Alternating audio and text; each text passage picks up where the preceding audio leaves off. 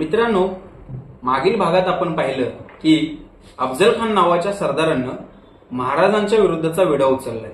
पण हा अफजल खान कोण होता हे आज आपण जाणून घेऊया. तर अफजल खानचं मूळ नाव हे अब्दुल्ला खान असं होतं. तो क्रूर आणि कपटी असला तरी शूर आणि पराक्रमी होता.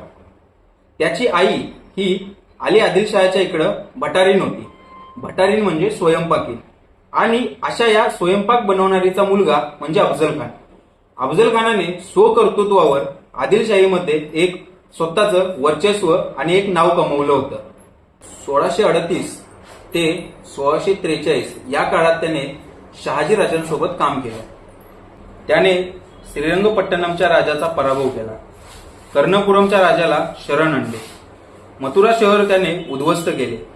कांची शहर काबीज करून त्याने खूप सारे सोने लुटले.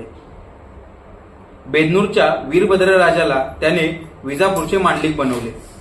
चित्तनायक हरळीचा राजा हा तर खानाच्या भीतीपोटी त्याला शरण आला.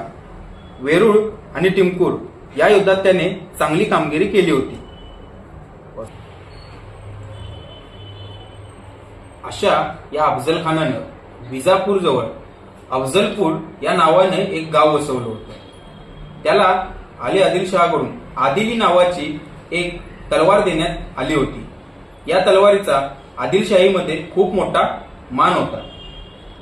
याच अफजल खानानं छत्रपती शिवाजी महाराजांचे थोरले बंधू संभाजीराजे यांना एका युद्धामध्ये ठार मारलं होतं.